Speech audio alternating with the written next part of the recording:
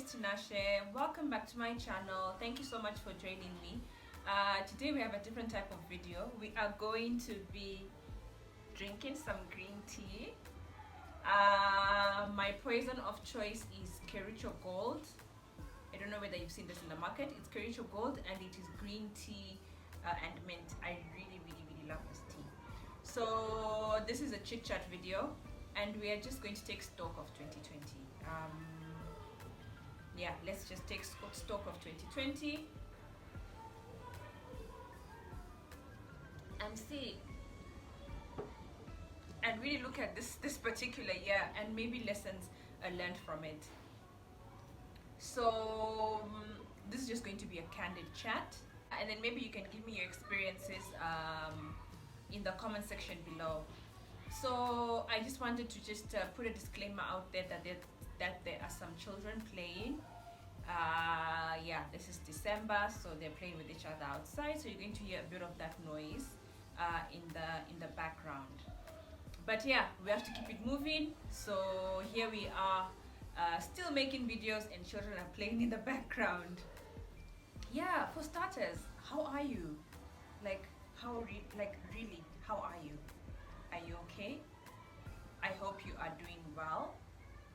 I hope you're taking good care of yourself and your family is well too. Let me know in the comment section below how you're doing. Hey, just hi, how you doing? Let me know in the comment section below. So I actually have a book with me. I wrote down some points so that I do not go off topic, because there is a possibility that I will do that. So given that this is a candid chat, right? I've already put it out there. 2020 has just been, it's been a lot. It has really been a lot.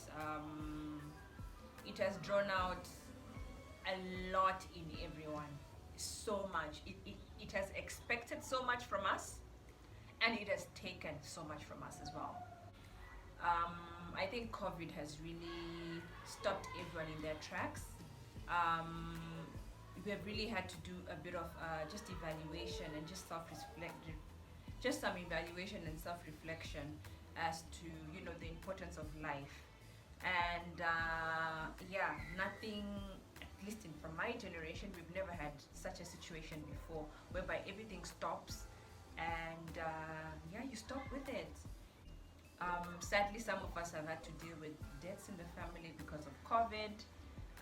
Also sadly, some of us have had to deal with getting infected and trying to just recover from it. Some of us just the anxiety of hoping that you do not get infected and you don't affect your loved ones.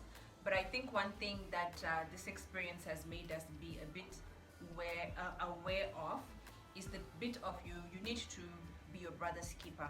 You need to do well for you so that you can take care of the next person. So you see how when things were really bad, I remember personally I stopped visiting family, because I mean, you don't want a situation whereby you're going there and then you infect them. So it was that thing of, if I take care of myself, then I'm taking care of the next person. And even the whole thing of just socialization, that has really changed. You'd find that even nowadays, you have reduced, you know, meeting your friends and family. Social distancing is there. Maybe you're meeting in airy places and you're limiting the number of times you're actually meeting them. So I think with COVID, it has really changed the way we live. And then sadly, you know, as Africans, for some of us, we're from close-knit families, whereby this weekend you're here, the next weekend you're there, you know, you spend a weekend here, you spend a weekend there just to connect with family. So that has really changed the way we are as family. And you know, in the African setting, we are very communal. Yeah, communal, I think is the word to use. So this has really made us a bit detached from one another, and it's hard. It's very hard. yeah, even relationships have changed. They have really, really, really fundamentally changed. Even as you're, trying to date and you are in this COVID situation, I'm sure it's been really, really, really, really hard for people out there. I mean, how do you meet someone when you're stuck at home? Like, like what do you do seriously? Is a virtual date the way to go? Like, it has really changed the way we look at things, the way we view things, um, just the core of our being. And the good thing with human beings is that, we will definitely find a way of how to make it work, but still it does not stop the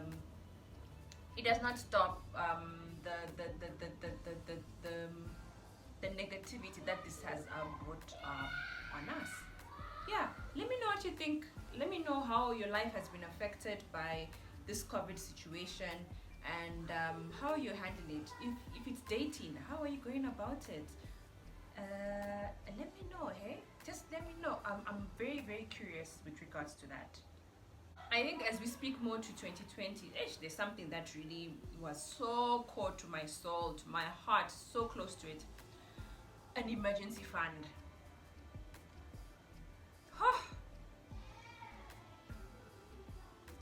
Oh my gosh. I remember when I started working like a proper job, not internships and stuff like that, like a proper job. And you just hear views from others as to, how to conduct your finances, etc., what percentage you should be saving. And I remember even conversations of, okay, so now you've moved out, what is the correct ratio for you to be using when you're moving out? What's the recommended percentage of your income that you should be using for your rent? Things like that. I normally would have conversation with people with regards to that. But now, a point of diversion, especially on people's view, was this part on an emergency fund. So you'd find one school of thought would say, oh, yes, you need to have an emergency fund, but you cannot just leave money lying idle, right? Like, money should be working for you, right? So that thing of putting money in some vehicle and then you still get some particular interest, etc. And then there was those people who had that mentality of, you need to have an emergency fund whereby it is readily available for you. If you need it immediately, you can get it. And that emergency fund is sort of like a cash cover for about, some people would say 3 months, some people would say 6 months, some people would actually say cash cover for a year. And the surprising thing is, when you look at our organizations, we sit in budget meetings, right? Maybe you're the one who actually helps with drafting that budget. And then you sit in these high-level meetings whereby they're talking about cash cover, liquidity positions, and how we should be able to sustain ourselves for the next 12 months. And some of these things you do not really think about it with regards to your own life. But you see, that is one thing that COVID, especially 2020, has taught us, that you really do need an emergency cover.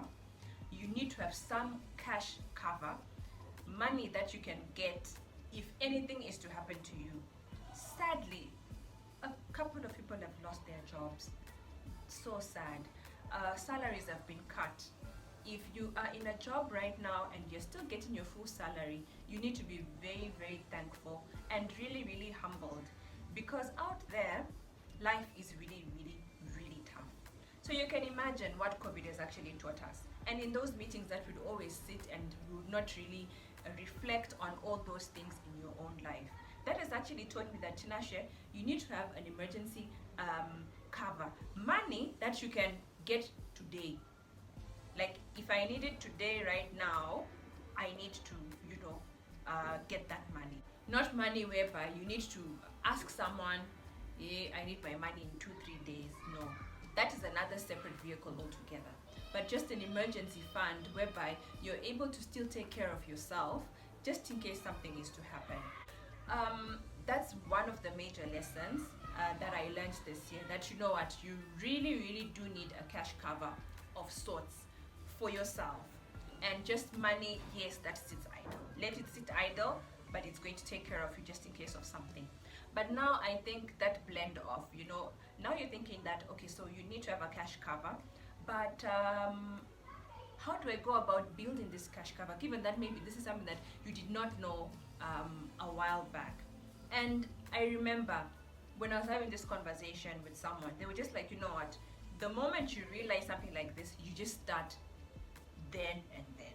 So that thing of, so long as it's something small you're putting there, you're putting it there for your future.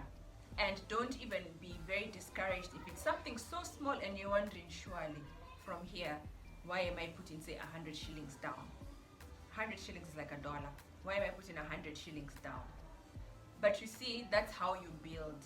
That's how you build, slowly but surely, up until you get to a level whereby you look back and you say, oh wow, I've actually grown this. And then also it develops a culture in you. It sort of develops a bone in you that you didn't have before. So maybe initially you were saving, but you're putting in different vehicles whereby the money is not available immediately. But this particular cash cover will make you be more, you create that other bone of, okay, so even if this money is available to me right now, I'm not going to use it. So I think that's one of the lessons. So I think maybe we can move on to the next thing, health, good health. I think at times, especially with COVID, before COVID, at times you were not really taking good care of yourself, of your body. But when COVID came and it was talking about how, for say, people who are like this, you'll be very infected. And then maybe with COVID, they'll be like, if you're someone who is not used to exercise, if you've not been regularly exercising your lungs, etc., you might be prone to, all these funny things that you hear from these WhatsApp forwards and all these things. It just showed that you really need to be taking care of your health. For me, that's something that I have been struggling with. I really have been struggling with. Where I am doing well is eating healthy. At least on the eating healthy bit, I really have been doing well. But the thing for exercising, making sure that your lungs get used to rigorous activity, that's something that I am actually still working towards. It's like nowadays people are very much aware of what a balanced diet entails, whereby you have to incorporate your vegetables, you have to incorporate your protein, your carbohydrates as well. And then even for me, I started seeing how my portion control was a bit off. At work we'd get lunch, and I remember I would eat a lot.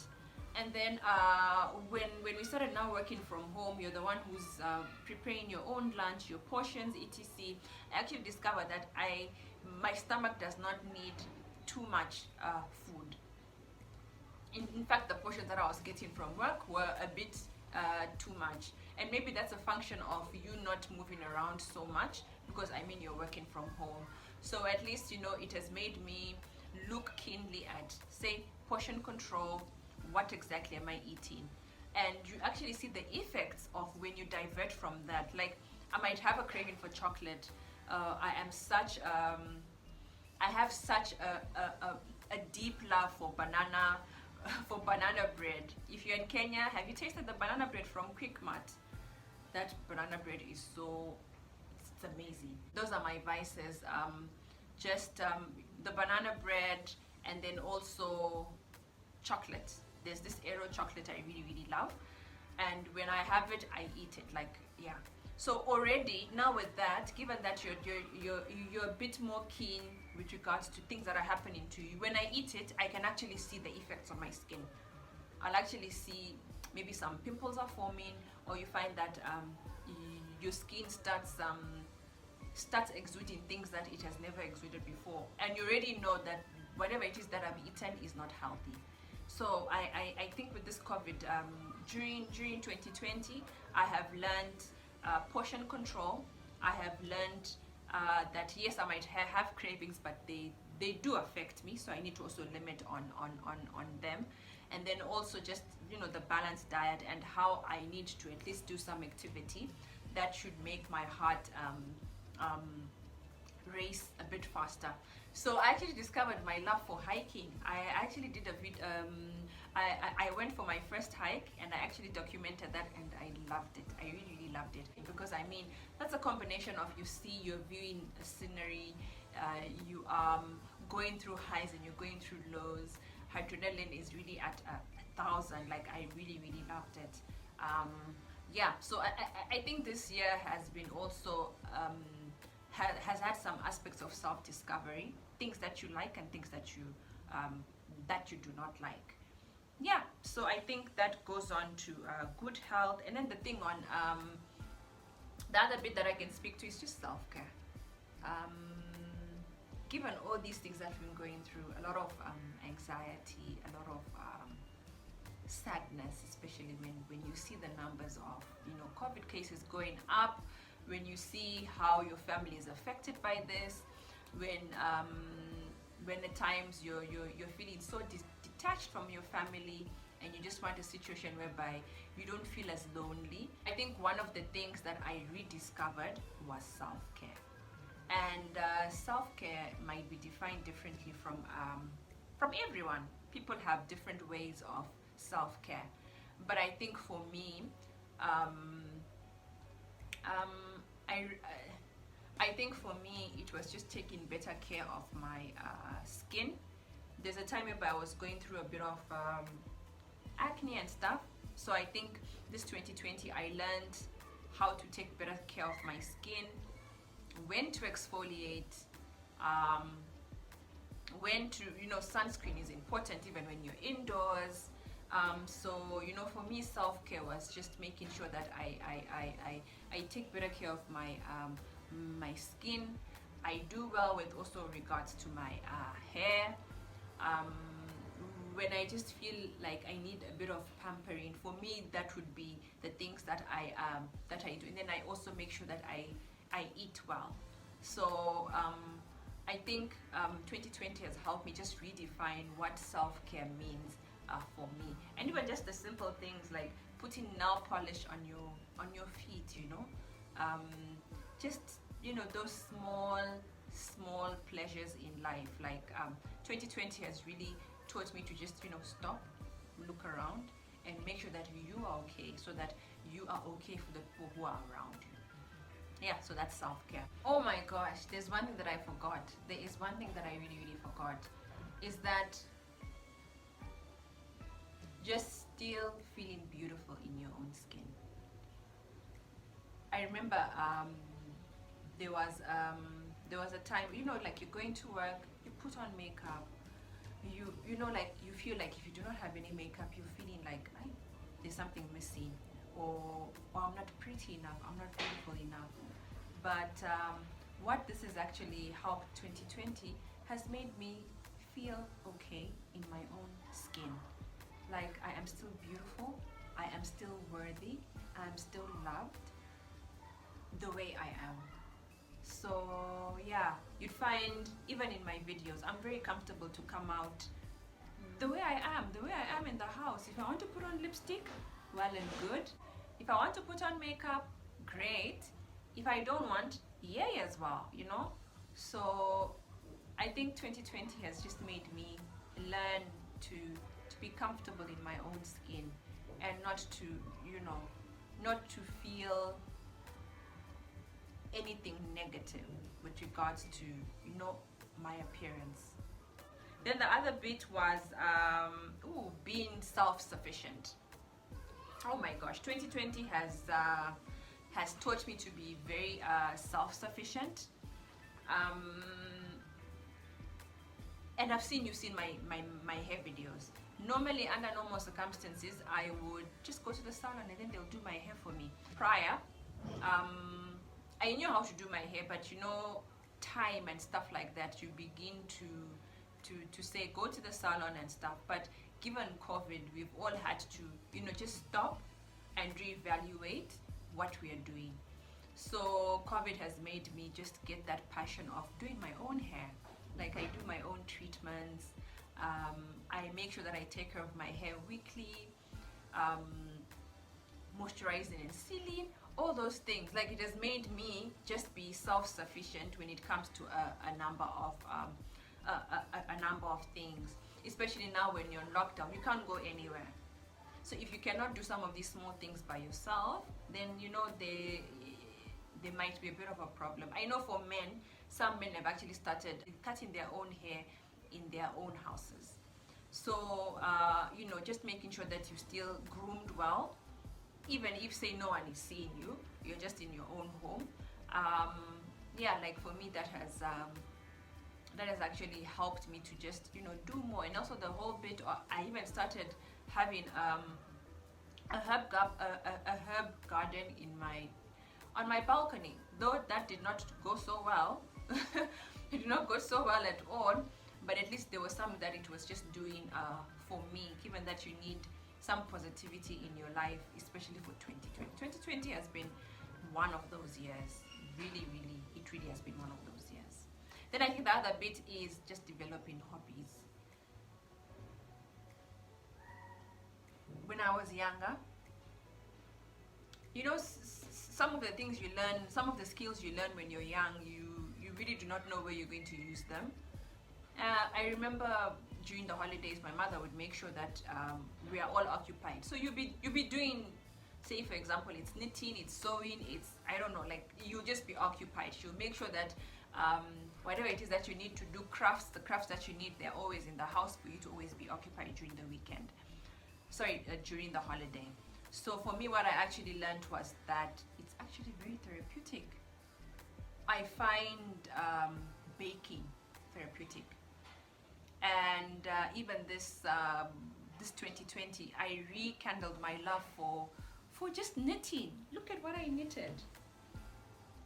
See, I did a whole throw, which can also be like a scarf, and it's so beautiful. It is so beautiful.